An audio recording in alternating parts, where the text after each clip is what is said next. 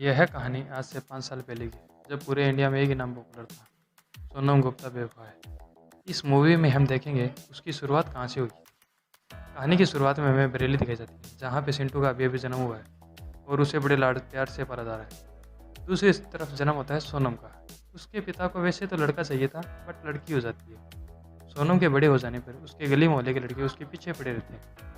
अभी तक सोनम के पिता 10 से ज़्यादा सिटी चेंज कर चुके हैं, सिर्फ सोनम की वजह से। अब फाइनली है लोग सिंटू की सिटी बरेली आ जाते हैं। सोनम बरेली की सबसे सुंदर लड़की है। पूरे इलाके के लड़के इसके पीछे पागल हैं और पूरे दिन उसके पीछे घूमते हैं। उनमें से एक हमारे सिंटू भैया भी है।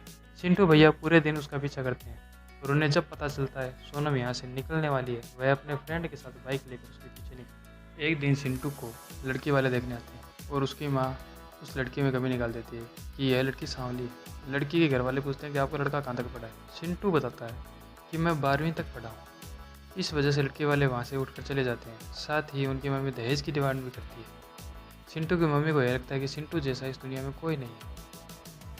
आगे हमें दिखाया जाता है सिंटू और उसका दोस्त तैयार होकर सोनम की कोचिंग के बाहर उसका वेट कर रहे होते हैं, जहाँ पर उनके अलावा गली मोहल्ले के सारे लड़के लड़कियों को देखने के लिए आते हैं। तभी वहाँ पर पुलिस आ जाती है अपना मजनू पिंजड़ा लेकर, और वहाँ पर सब लड़कों को पकड़ने लगती है।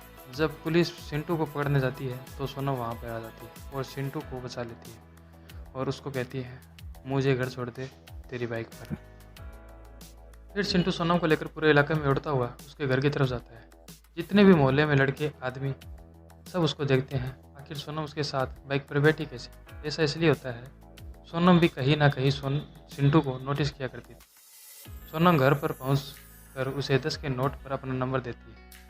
जैसे सिंटू को सोनम का नंबर मिलता है वह बहुत खुश होता है और पूरे इलाके में उसकी इज्जत बढ़ जाती है और वह अपने दोस्तों को पार्टी देते हैं और सिंटू शादी के सपने देखने लग जाते हैं। और फिर गलती से सिंटू से नंबर खो देता है और वह नोट दूध वाले के पास चला जाता है। दूध वाला सोनम को कॉल करता है और पूछता है कि मैं आ सकता हूँ। सोनम जवाब देती है हाँ आ जाओ, मैं गली में अपने घर की छत पर मिलूँगी। सोनम को लगता है यह कॉल सिंटू ने किया है, और जब दूध वाला आता है तो सोनम के पिता उसको पकड़ लेते हैं और उसको हम बहुत मारते हैं और सिंटू भी आ रहा होता है। यह देखकर वह भाग जाता है। फिर सिंटू सोनम को सॉरी बोलता है और उसको बताता है कि मेरे से नंबर खो गया है, तो सोनम सिंटू को दोबारा नंबर लिख के दे देती है। वहीं दूसरी ओर सिंटू की मम्मी सिंटू के पापा को फोर्स कर रही होती है कि सिंटू के लिए एक शोरूम को, क्योंकि सिंटू हमारी छोटी सी दुकान में नहीं बैठेगा। सिंटू के फादर वहाँ के एक लोकल बिजनेसमैन थे और सिंटू के शोरूम खोलने के लिए वहाँ के एक लोकल गुंडे से 10 लाख रुपए उधार ले लेते हैं और अपनी दुकान गिरवी रख देते हैं। साथ ही हमें ये दिखाया जाता है कि सोनम जो है वो अमेरिका जाना चाहती है और उसके सपने जो है वो बहुत बड़े बड़े।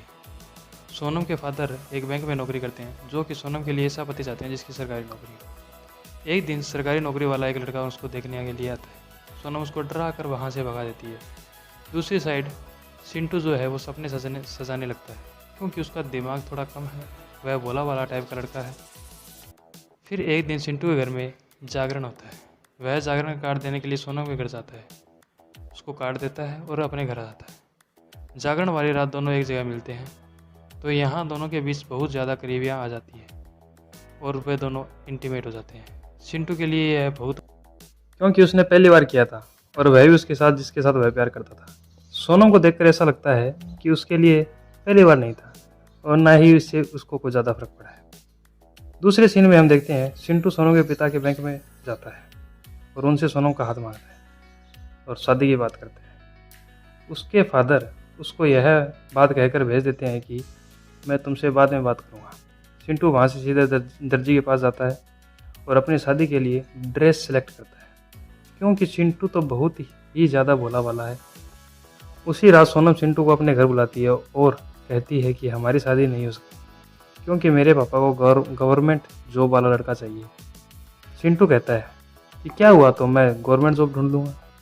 सोनम हंस के कहती है कि गवर्नमेंट जॉब मिलना इतना भी आसान नहीं है, तुम नहीं ढूंढ पाओगे, हम भागकर शादी कर लेंगे। सिंटू पहले तो मना कर देता है, पर फिर सोनम अब उसको अपनी मीठी मीठी बातों में फंसा लेती है और राज़ी कर लेती है और कहती है तुम कुछ पैसों का इंतज़ाम कर मुझे ला कर देना और कुछ पैसों का इंतज़ाम मैं कर लूँगी। और परसों मेरी बताई जगह पर आ जाना, हम वहाँ पर शादी कर लेंगे और वहाँ से भाग जाएंगे। चिंटू के पास तो बिल्कुल भी पैसे नहीं होते हैं। वह अपने एक दोस्त की मदद से पैसे लेने उस इंसान के पास जाता है जहाँ पर उसके फादर ने पहले ही पैसे ले रखे थे। वह गुंडा चिंटू को 50,000 रुपये दे देता है और कहता है कि शादी में मुझे नहीं बुलाएगा चिंटू। चिंटू कहता है हाँ तुम भी आ जाना, अगले बुधवार को शादी है। वह गुंडा अपने आदमी से बोलता है यार इस बुधवार को ये सब की शादी कैसे हो रही है। और नेक्स्ट डे चिंटू सारे पैसे सोनम को दे देता है और बुधवार के दिन मस्त रेडी होकर दूल्हे की ड्रेस में उसी लोकेशन पे पहुंच जाता है जहाँ पे सोनम ने बुलाया था। वहाँ जाकर उसको पता चलता है कि उसके साथ साथ 4 दूल्हे और भी आए हुए हैं और हमें यहाँ पे पता चलता है कि सोनम ने इन सबको बेवकूफ़ बनाया है और उनसे पैसे लूटे हैं, यहाँ से भाग गई है। इन सब ने उसी डॉन से पैसे लिए थे जिससे चिंटू ने लिए थे और इन सब ने भी शादी की डेट बुधवार की बताई थी, इसलिए डॉन कहता है कि सभी की शादी बुधवार को ही कैसे हो। चिंटू का दिल टूट चुका है, कुछ भी समझ नहीं आ रहा। दोस्तों के साथ बैठा रहता है और गुस्से में आकर एक 10 के नोट पे लिख देता है सोनम गुप्ता बेवफा है। देखते ही देखते पूरे भारत में यह खबर फैल जाती है, टीवी पर, अखबार में, न्यूज़ में, सब जगह दिखाया जाने लगता है। सोनम का कुछ पता नहीं चलता कि आखिर यह सोनम गुप्ता कौन है। चिंटू की मामी चिंटू को सेट देखकर उसके लिए एक लड़की का रिश्ता बताती है जिस लड़की का पहले डिवोर्स हो चुका था। चिंटू की मम्मी को गुस्सा आ जाता है। वह कहता है कि मेरे बेटे में कोई कमी है क्या जो एक डिवोर्सी लड़की से शादी करेगा। एक दिन चिंटू को एक मैरिज कार्ड मिलता है जिसमें सोनम गुप्ता का नाम लिखा होता है। चिंटू को वह देखकर बहुत गुस्सा आता है और वह घर जाकर अपनी मामी से कहता है मैं शादी करने के लिए तैयार हूँ। चिंटू की मामी का एक भांजा है, उसकी मैरिज का फंक्शन हो रहा होता है, वहाँ पर चिंटू भी गया होता है। तभी वहाँ पर चिंटू देखता है कि सोनम भी आई हुई है अपने मंगेतर के साथ। चिंटू उसे देखकर बहुत सैड हो जाता है और उसे पकड़कर पूछता है ऐसी क्या कमी थी कि तुमने मुझे छोड़ दिया। सोनम चिंटू के सिर को पकड़ के कहती है तुम्हारा यह छोटा है, पर चिंटू को लगता है कि उसका मेन पार्ट छोटा है, इसलिए वह बहुत ज़्यादा सैड हो जाता है। और इसके बाद वह अखबार में ऐड देकर हकीम और बाबाओं के चक्कर लगाने लग जाता है। दूसरी साइड सोनम वीज़ा ऑफिस गई हुई होती है वहाँ पर अमेरिका का वीज़ा लगवाने के लिए। तभी वीज़ा लगाने वाला मजाक में सोनम को कहता है कि आप कहीं सोनम गुप्ता बेवफा वाली सोनम तो नहीं है ना। तो उसके मंगेतर को पता चलता है कि यहाँ पे कोई सोनम नाम की लड़की है जो बहुत ज़्यादा बदनाम है। सोनम और उसका मंगेतर अपने एंगेजमेंट की पार्टी रखते हैं। यहाँ फिर कुछ लोग आए होते हैं। वहाँ पर एक लड़का सोनम को बेवफा कहता है बस मजाक करने के लिए। फिर सोनम का मंगेतर बहुत ज़्यादा गुस्सा हो जाता है और वहाँ से चला जाता है।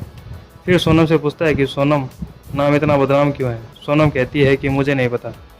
सोनम का मंगेतर कहता है कि तुम अपना नाम बदल लो। सोनम को यह बात सुनकर बहुत गुस्सा आता है और वह गाड़ी में से उतर कर चली जाती है। दूसरी तरफ चिंटू हकीम के पास गया हुआ होता है। पहले से जहाँ से दवाई लाया था उसके बाद उसका कोई फ़ायदा नहीं हुआ। फिर वह दूसरे हकीम के पास गया और उसको अपनी प्रॉब्लम बताता है और वह हकीम उसको बताता है कि इसका कोई इलाज नहीं है क्योंकि तुम नॉर्मल हो। हकीम उसको बताता है कि जब तुम किसी से प्यार करोगे और कोई तुमसे प्यार करेगा तो हमारी इन चीज़ों को नहीं देखता। चिंटू को यह बात बहुत अच्छी लगती है और वह खुश होकर अपने घर चला जाता है। सोनम के पापा सोनम को अपनी सारी सेविंग दे देते हैं और कहते हैं कि जो तुम्हारा सपना है वह पूरा करो। दूसरी तरफ चिंटू की शादी हो रही होती है और उसी समय वहाँ पर वो लोकल डॉन आ जाता है और चिंटू के पापा को अपने साथ ले जाता है। फिर चिंटू की पूरी फैमिली उसको छुड़वाने जाती है तो डॉन कहता है पहले मेरे पैसे रखो फिर उसको ले जाना। चिंटू की फैमिली के पास इतने पैसे नहीं होते हैं और रात का टाइम होने की वजह से यह लोग इंतज़ाम भी नहीं कर पाते। तभी वहाँ पर सोनम आती है और उसके फादर ने जो पैसे दिए थे वह उस डॉन को दे देती है। चिंटू के पापा को आज़ाद करवाती है और चिंटू से कहती है तुम्हारा दिमाग छोटा है। उसके बाद चिंटू बहुत ज़्यादा सुधर जाता है और अपने घर की सारी जिम्मेदारी अपने कंधों पर ले लेता है और पैसे कमाने के बाद सोनम के घर जाता है और सोनम को उसके सारे पैसे वापस कर देता है। यह फिर दोनों एक दूसरे को हक करते हैं और फिर वहाँ से चला जाता है। यहीं पे मूवी ख़त्म हो जाती है।